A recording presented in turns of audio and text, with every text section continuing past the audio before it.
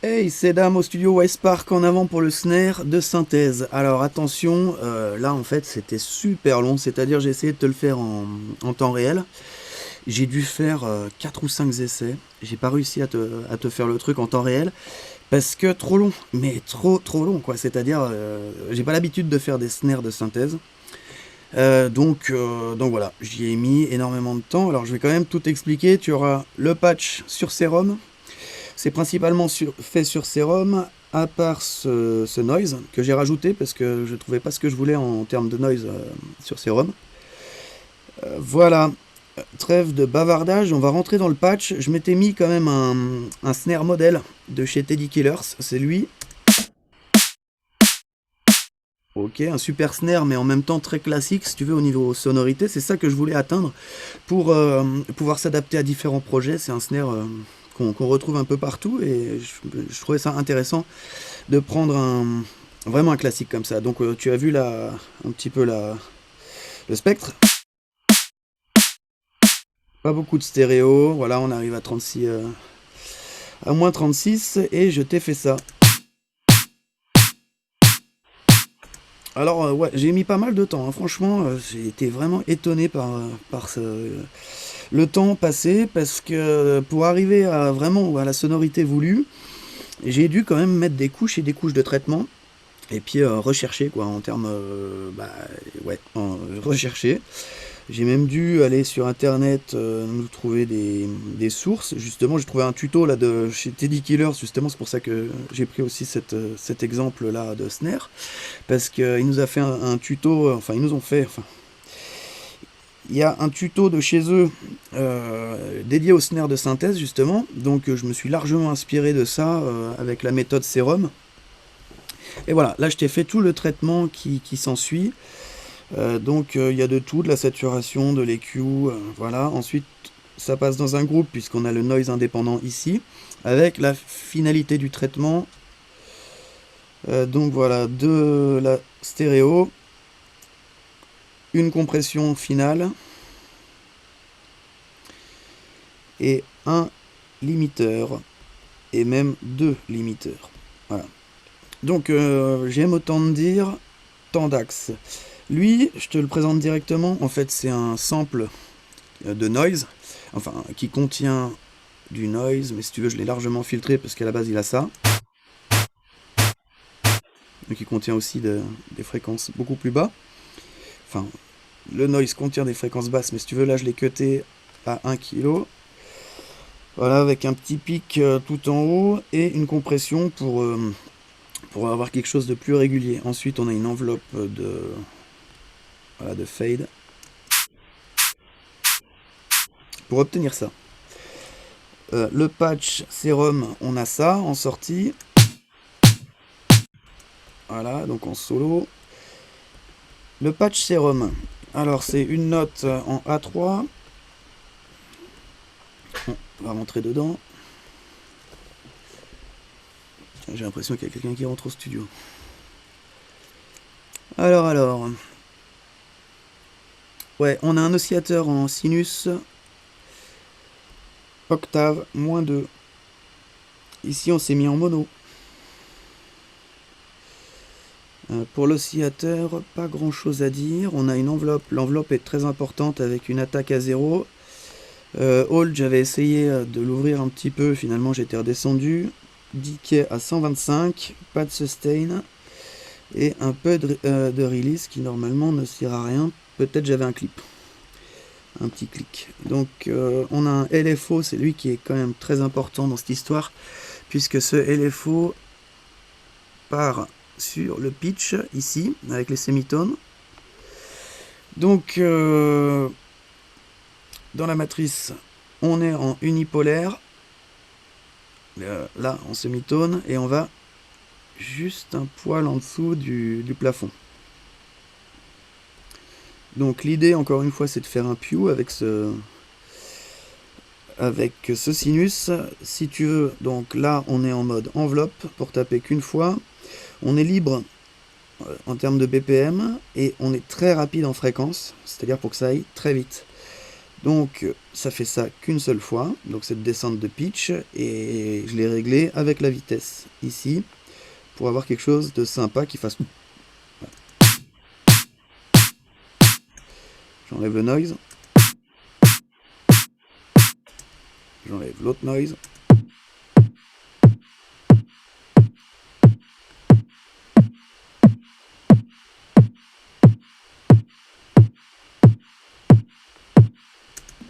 Tu vois? Donc le noise, parlons-en. Lui, je pense qu'il a une enveloppe aussi, voilà. Il a le LFO2 sur lui. Donc il est ouvert quand même de base un petit peu. Et ensuite, il a une enveloppe qui vient l'aider à s'ouvrir beaucoup plus et à se refermer. Quoi, c'est un bright. Ensuite, j'ai activé le déclencheur, le déclenchement à la note. On a aussi, il est sensible au piano roll avec un pitch ici. Voilà. C'est tout pour le noise. Ensuite, j'ai pas de filtre, on n'a pas d'oscillateur 2. Rien d'autre. En fait, rien d'autre. Ensuite, on passe aux effets. Dans les effets, quelque chose d'important, c'est la reverb.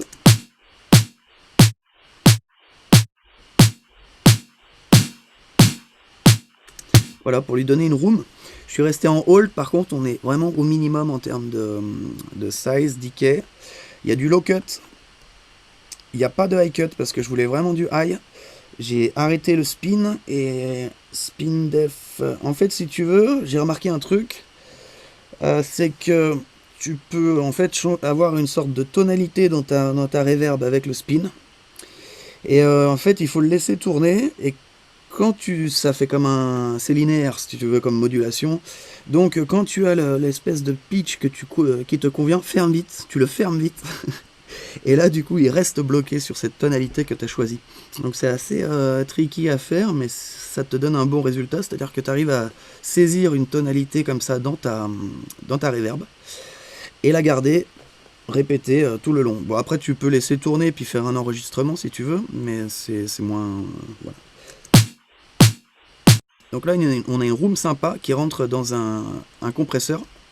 Ici, j'ai bougé un peu le thresh, le ratio, attaque, release et gain. Et on est en mix au maximum. On a un petit EQ pour fermer les basses fréquences. Donc voilà, couper un peu le bas. Et c'est tout, c'est tout, c'est tout. Voilà, donc ce patch est assez cool quand même. Ensuite, on rentre dans un overdrive pour donner une couleur. Voilà, qui nous éclaircit bien le machin. J'avais fait un EQ à ce niveau-là, je l'ai enlevé. Ensuite, drum bus avec beaucoup de drive en soft. J'ai baissé le trim à moins 12 quand même. Activé la comp. Beaucoup de crunch. Le damp, je l'ai réglé un petit peu. Transitoire à fond. Ok, on n'utilise pas du tout ça, évidemment. Ensuite, le wet à 74. Ouais, représente 74. On rentre dans un glue qui est par défaut, je crois, avec un peu de trèche, un peu de make-up, soft clip. Ensuite, je réduis le volume. Tu vois, j'augmente là pour avoir l'effet du glue. Par contre, je réduis ensuite le volume pour re-rentrer dans Alloy. Alloy en single band. Voilà, avec un peu d'attaque et baisser complètement le sustain, histoire d'éteindre la tail du son.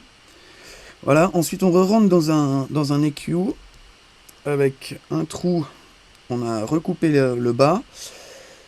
Ensuite, on clip un peu dans le preset par défaut de Trash 2. Voilà.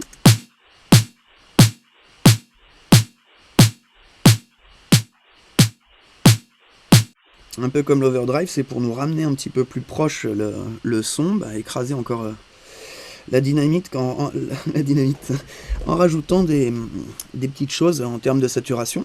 Donc voilà, ça et ça, c'est indépendant et ça rentre dans un groupe.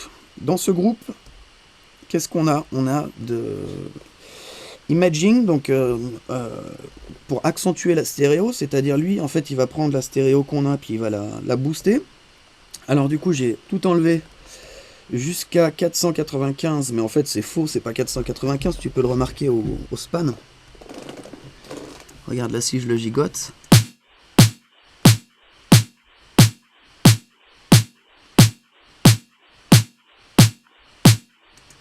Donc ouais, là quand tu bouges ces valeurs, c'est bien aussi de vérifier le résultat que tu obtiens parce que bien souvent avec les crosses et différentes variables, et ben tu n'as pas la fermeture à la valeur désirée. Donc bien vérifier pour justement que ça colle avec ce que tu veux.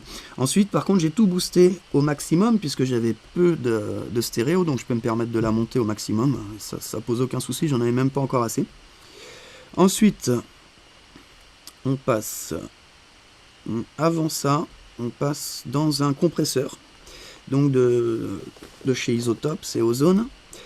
C'est Vintage Compresseur avec le preset Solid State. Je ne l'ai pas touché.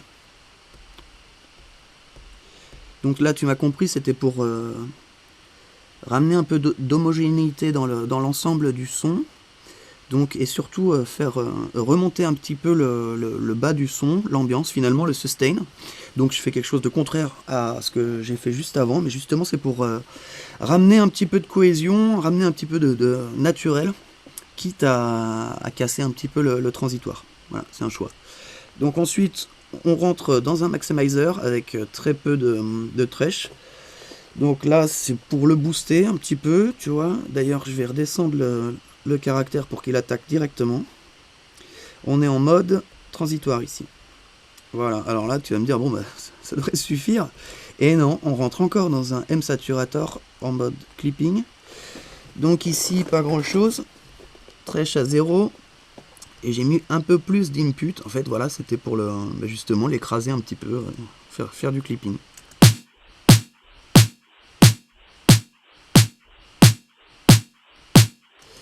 Voilà, donc très très léger. Tralala, tralala. Alors, est-ce que là, on a... avec le noise...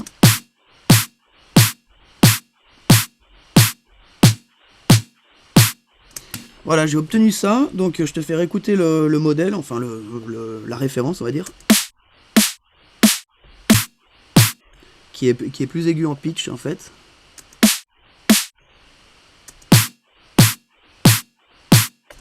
Et voilà, moi ce que je voulais, c'était surtout avoir l'esprit. Donc je sais pas si cette petite vidéo a pu te servir à quelque chose, puisque c'est vrai que là je te présente encore un travail fini. Mais voilà, comme je te dis, j'ai dû mettre... j'ai mis des heures, quoi. J'ai mis des heures. J'ai dû mettre 2 heures, voire 3 heures à faire ce réglage. Donc je te le livre en tant que preset... même pas. Ce que je vais faire, je vais te faire un sampler. Je vais te faire un sampler avec le snare dedans, et c'est celui-là qu'on va utiliser pour notre track en cours. Voilà. Et ben j'espère que ça t'a plu. On va passer à la suite des événements, c'est-à-dire le reste de la drum. On va peut-être se faire un hi-hat pour le fun, parce qu'il nous en faut un. Donc on va se faire un hi-hat, ensuite peut-être un tom, un petit clou comme ça, et peut-être un autre hi-hat aussi, voilà. Et on va essayer de jouer minimal avec ces éléments-là. Après, on va peut-être se faire un crash, mais on va voir si on va pas se le faire avec le kick plus tard, une fois qu'on sera dans la track. Donc voilà, on va rester minimal en termes d'instru pour justement faire beaucoup de jeux sur le mix. Et voilà, voir ce qu'on peut sortir finalement de ces instruments-là une fois qu'on les a. Ok, si tu veux t'abonner à la chaîne, voir sur mon Patreon, me communiquer en privé ou donner tes comments sur la page, c'est un grand plaisir. Ça nous permet d'avancer ensemble. Allez, ciao, je te dis à toutes pour la suite. Je vais essayer d'enchaîner direct. Allez, bye.